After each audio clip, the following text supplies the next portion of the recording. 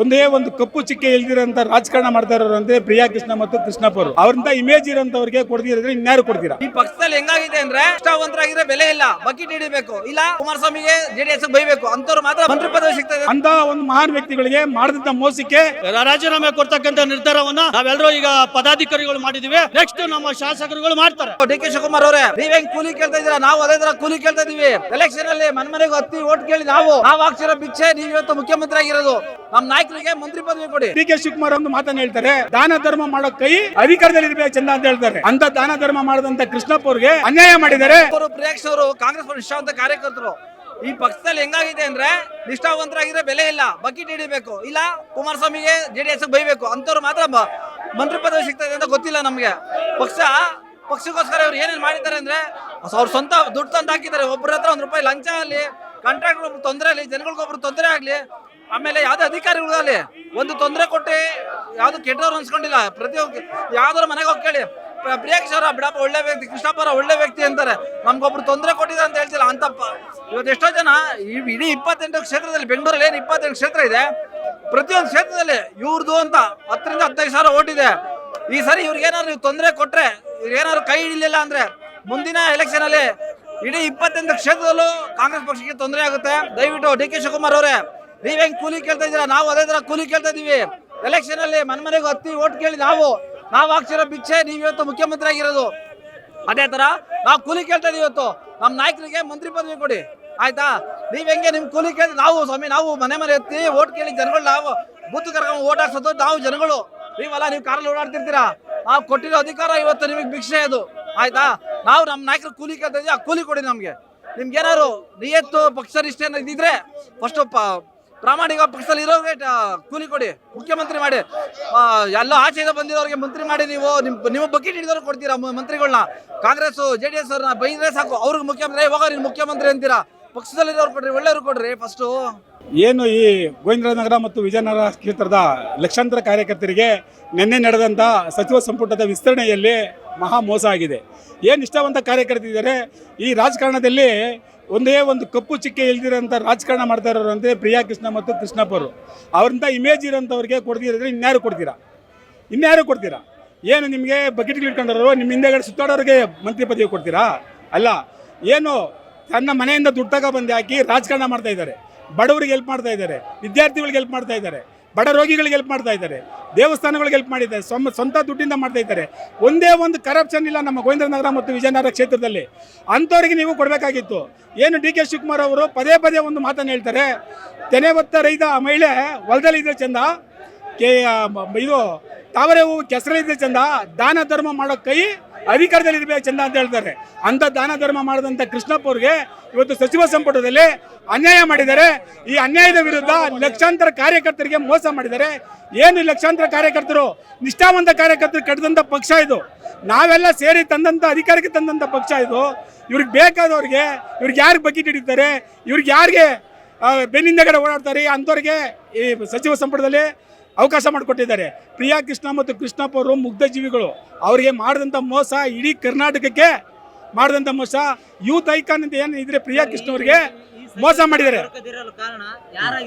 ಯಾರೇನಿಲ್ಲ, ಏನು ತಮ್ಮ ಏನೋ ಜಾತಿಗೆ ಜಾತಿ ವೈರಿ, ನೀರಿಗೆ ಪಾಚಿ ವೈರಿ ಅನ್ನಂಗೆ ಇಲ್ಲಿ ನಡೀತಾ ಇರೋದು. ಯಾವುದು ಏನು ಜಾತಿ ವೈರಿ ಅಂತಂದರೆ ನಮ್ಮ ಜಾತಿಯಲ್ಲಿ ಏನೋ ಒಂದು ಹೆಚ್ಚು ಕಡಿಮೆ ಆಗ್ಬಿಟ್ಟು ಬೆಳೆದ್ಬಿಟ್ರೆ ಅವ್ರಿಗೊಂದು ಇದಾಗ್ಬಿಡ್ತದೆ ಅಂತ ತಿಳ್ಕೊ ಬಂದಿದ್ದಾರೆ.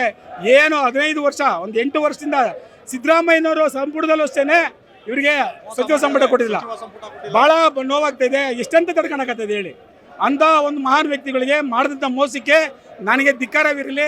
ಅದ್ರ ವಿರುದ್ಧವಾಗಿ ಬ್ಲಾಕ್ ಕಾಂಗ್ರೆಸ್, ವಾರ್ಡ್ ಕಾಂಗ್ರೆಸ್, ಮಹಿಳಾ ಕಾಂಗ್ರೆಸ್, NSI ಘಟಕ, ವಿವಿಧ ಘಟಕಗಳಲ್ಲಿ ಎಲ್ಲ ಪದಾಧಿಕಾರಿಗಳು ಇವತ್ತು ರಾಜೀನಾಮೆ ಕೊಡಕ್ಕೆ ಬಂದಿದ್ದೀವಿ. ರಾಜೀನಾಮೆ ಕೊಟ್ಟು ನಮ್ಮ ಈ ಸರ್ಕಾರಕ್ಕೆ ಧಿಕ್ಕಾರ ಕೂಗ್ತಾ ಇದ್ದೀವಿ. ಎಲ್ರಿಗೂ ಇಲ್ಲಿ ಸೇರ್ತಕ್ಕಂಥ ಪ್ರತಿಭಟನೆಯ ವಿಚಾರ ಅರ್ಥ ಆಗಿದೆ ಅಂತ ಅನ್ಕೋತೀನಿ. ಈ ಪ್ರತಿಭಟನೆನ ಹೀಗೆ ಮುಂದುವರಿಯಕ್ಕೆ ಬಿಟ್ರೆ ಇದು ರಾಜ್ಯವ್ಯಾಪಿ ವ್ಯಾಪಿಸ್ತದೆ. ಇದನ್ನ ತಕ್ಷಣದಲ್ಲೇ ಮಟ್ಟ ಹಾಕಬೇಕು, ಅಂದ್ರೆ ನಿರ್ಮೂಲನೆ ಮಾಡಬೇಕು ಅಂದ್ರೆ ಸಂಬಂಧಪಟ್ಟವರು ಈಗಲೇ ಎಚ್ಚೆತ್ಕೋಬೇಕು. ಇಲ್ಲಾಂದ್ರೆ ರಾಜ್ಯವ್ಯಾಪಿ ವ್ಯಾಪಿಸ್ಲಿಕ್ಕೆ ನೀವೇ ಅವಕಾಶ ಮಾಡಿಕೊಟ್ಟಂಗಾಯ್ತದೆ. ಪ್ರಿಯಾ ಕೃಷ್ಣ ಸಾಹೇಬರು ತರದಂತ, ಎಂ ಕೃಷ್ಣಪ್ಪ ಸಾಹೇಬರು ತರದಂತ ನಿಷ್ಠಾವಂತರು ಶಾಸಕ ಇದ್ದಾರೆ, ಅವ್ರನ್ನ ಸಂಪುಟದಲ್ಲಿ ಇರಬೇಕು ಅಂತ ಈ ಸಂದರ್ಭದಲ್ಲಿ ಆಗ್ರಹಿಸ್ತಿದೀವಿ. ಕೃಷ್ಣಪ್ಪ ಅವ್ರಿಗೆ ಆಗ್ಲಿ ಅವ್ರ ಮಗ ಪ್ರಿಯ ಕೃಷ್ಣಪ್ಪ ಅವರಿಗೆ ಸಚಿವ ಸ್ಥಾನ ದೊರಕದಿರಲು ಯಾರು ಕಾರಣಕರ್ತರಾಗಿರ್ಬೋದು ಸರ್ ನಿಮ್ಮ ಪ್ರಕಾರ? ದೊರಕದಲ್ಲೇ ಇರತಕ್ಕಂಥ ಯಾರು ಕಾರಣಕರ್ತರು ಇದ್ದಾರೆ ಅದಕ್ಕೆ ಎಲ್ಲರೂ ಹೊಣೆ ಆಗ್ತಾರೆ. ಇಂತಹ ಪ್ರಾಮಾಣಿಕ ನಿಷ್ಠಾವಂತರು ಸಚಿವ ಸಂಪುಟದಲ್ಲಿ ಇರ್ದಲೇ ಇರ್ತಕ್ಕಂಥದ್ದು ಅವರ ಸಚಿವ ಸಂಪುಟಕ್ಕೆ ಕಳಂಕ ಅಂತ ಹೇಳಲಿಕ್ಕೆ ಈ ಸಂದರ್ಭದಲ್ಲಿ ಇಷ್ಟಪಡ್ತಿದೀವಿ. ಸರ್, ಈ ರೀತಿ ಕೆಪಿಸಿಸಿ ಮುಂದೆ ಹೋರಾಟ ಮಾಡೋದ್ರಿಂದ ಸಚಿವ ಸ್ಥಾನ ದೊರಕಬಹುದು ಅನಿಸ್ತಾ ಇದೆಯಾ ನಿಮ್ಗೆ? ದೊರಕಲೇಬೇಕು. ಇವ್ರಿಲ್ಲ ಅಂದ್ರೆ ಇನ್ ಯಾರು ಇಟ್ಕೊತಾರ್ರಿ? ಯಾರ್ರಿ ಬೇಕ್ರೋ ಇವ್ರಿಗೆ? ಇಂತ ಆನೆಸ್ಟು ಪ್ರಾಮಾಣಿಕರು ನಿಷ್ಠಾವಂತರು ಕರಪ್ಷನ್ ಮುಕ್ತ ಯಾರಾದ್ರೂ ಇದಾರೆ ಅಂದ್ರೆ ಕರ್ನಾಟಕದಲ್ಲಿ? ಇವರು ಮೊದಲನೇ ಸ್ಥಾನದಲ್ಲಿ ಇದ್ದಾರೆ ಇರ್ಬೋದು, ಇವರು ಮೊದಲನೇ ಸ್ಥಾನದಲ್ಲಿ ಇದ್ದಾರೆ. ಇಂಥವ್ರು ಇರಬೇಕು. ಸಚಿವ ಸ್ಥಾನ ದೊರಕದಿದ್ರೆ ನಿಮ್ಮ ಮುಂದಿನ ಹೋರಾಟ ನಮ್ಮ ಉಗ್ರ ಸ್ವರೂಪ ಪಡ್ಕೊಳ್ಳುತ್ತೆ, ರಾಜ್ಯವ್ಯಾಪಿ ಹೋಗುತ್ತಿದ್ದು.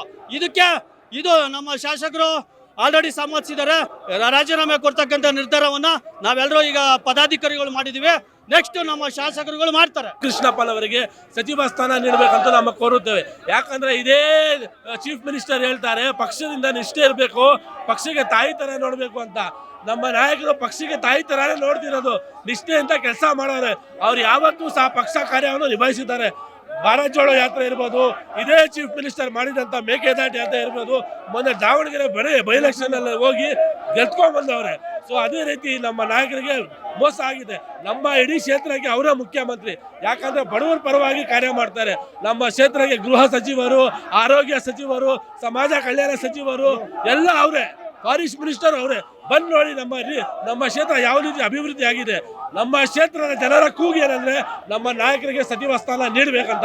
ನಮ್ಮ ಎಲ್ಲ ಆಗ್ರಹ ಇದು ಬರೀ ಪ್ರಾರಂಭ ಅಷ್ಟೇ. ಇನ್ನೂ ದೊಡ್ಡ ಮಟ್ಟದಲ್ಲಿ ನಾವು ಪ್ರತಿಭಟನೆ ಮಾಡ್ತೀವಿ. ನಾವು ಶೀಘ್ರದಲ್ಲೇ ನಮ್ಮ ಶಾಸಕರಿಗೆ ಸಚಿವ ಮಾಡಬೇಕಂತ ತಮ್ಮ ಮುಖಾಂತರ ನಾವು ಕೋರ್ಕೊಳ್ತೀವಿ ಸರ್. ಅವರಿಗೆ ಸಚಿವ ಸ್ಥಾನ ವಂಚಿತರಾಗಿದ್ದಾರೆ. 4 ರಿಂದ 5 ಟರ್ಮ್ ಶಾಸಕರಾಗಿದ್ದಾರೆ. ಅವ್ರು ಶಾಸಕರಾಗಿ 6 ರಿಂದ 6 ಸತಿ ಶಾಸಕರಾಗಿ ಅವರು ಉತ್ತಮವಾದ ಕಾರ್ಯ ಕೆಲಸಗಳನ್ನ ಮಾಡ್ಕೊಂಡು ಬಂದಿದ್ದಾರೆ. ಕ್ಷೇತ್ರದಲ್ಲಿ ಅಷ್ಟು ಕೆಲಸಗಳು ಮಾಡಿದ್ರು ಸಹ ಅವರಿಗೆ ಸಚಿವ ಸ್ಥಾನ ವಂಚಿತರಾಗಿದ್ದಾರೆ. ಇದನ್ನು ನಾವು ಖಂಡಿಸ್ತೇವೆ. ಮಾನ್ಯ ಮುಖ್ಯಮಂತ್ರಿಗಳೆಲ್ಲ ಮನವಿ ಮಾಡ್ತೀವಿ, ದಯಮಾಡಿ ಇಂತಹ ಒಂದು ನಿಷ್ಠಾವಂತ ಕಾಂಗ್ರೆಸ್ ಕಾರ್ಯಕರ್ತರಾಗಲಿ, ಅವರು ಪಕ್ಷದ ಒಂದು ಶಿಸ್ತಿನ ಸಿಪಾಯಿ ಆಗಿದೆ, ಅವರಿಗೆ ದಯಮಾಡಿ ಸಚಿವ ಸ್ಥಾನ ಮಾಡಿಕೊಡ್ಬೇಕು ಅಂತ ನಾವು ಮನವಿ ಮಾಡ್ತೀವಿ. ಹೋರಾಟ ಮಾಡೋದ್ರಿಂದ ಸಚಿವ ಸ್ಥಾನ ದೊರಕುತ್ತೆ ಅನ್ಸುತ್ತಾ? ನಾವು ಈ ರೀತಿ ಹೋರಾಟ ಮಾಡೋದ್ರಿಂದ ಸಿಗುತ್ತಾ ಇಲ್ವೋ? ಅವ್ರು ನಿಷ್ಠಾವಂತ ಇರೋದ್ರಿಂದ ಏನಾದ್ರೂ ಸಿಗುತ್ತೆ. ಆ ಒಂದು ವಿಚಾರವಾಗಿ ನಾವು ತೃಪ್ತಿ ಪಡ್ತೀವಿ. ಅವರಿಗೆ ಕೊಡಲೇಬೇಕು ಸಚಿವ ಸ್ಥಾನ ಅಂತ ಕೇಳ್ಕೊಂತೀವಿ ನಾವು. ದಕ್ಷರು ಮತ್ತೆ ಬಹಳ ಅನುಭವಿ ಎಂ ಕೃಷ್ಣಪ್ಪನವ್ರಿಗೆ ಕೊಡಬೇಕಾಗಿತ್ತು. ಅದರಿಂದ ನಾವು ಅವರಿಗೆ ಜಸ್ಟಿಸ್ ನ್ಯಾಯ ಕೇಳಕ್ಕೆ ಬಂದಿದ್ದೀವಿ. ಹೋರಾಟಗಳು ಮಾಡೋದ್ರಿಂದ ಸಚಿವ ಸ್ಥಾನ ದೊರಕಬಹುದು ಅನಿಸ್ತಾ ಇದೆಯಾ? ಇಲ್ಲ, ಹೈಕಮಾಂಡ್ ಗಮನ ಬರುತ್ತೆ, ಅದು ಹೈಕಮಾಂಡ್ ಮನವರಿಕೆ ಆಗುತ್ತೆ. ಯಾರನ್ನ ದಕ್ಷರನ್ನ ಕಳೆದ ಬಾರಿ ವಸತಿ ಸಚಿವರಾಗಿದ್ದು ಬಡವರ ಪರವಾಗಿ ಮತ್ತು ಪ್ರಾಮಾಣಿಕವಾಗಿ ಯಾವುದೇ ಆಮಿಷಕ್ಕೆ ಒಳಗಾಗದೆ ಪ್ರತಿಯೊಬ್ಬರು ಮನೆ ಕೊಡುವಂಥ 1 ಲಕ್ಷಕ್ಕೂ ಅಧಿಕ ಮನೆಗಳನ್ನು ಕೊಡುವಂಥ ಕೆಲಸ ಮಾಡಿದ್ದಾರೆ.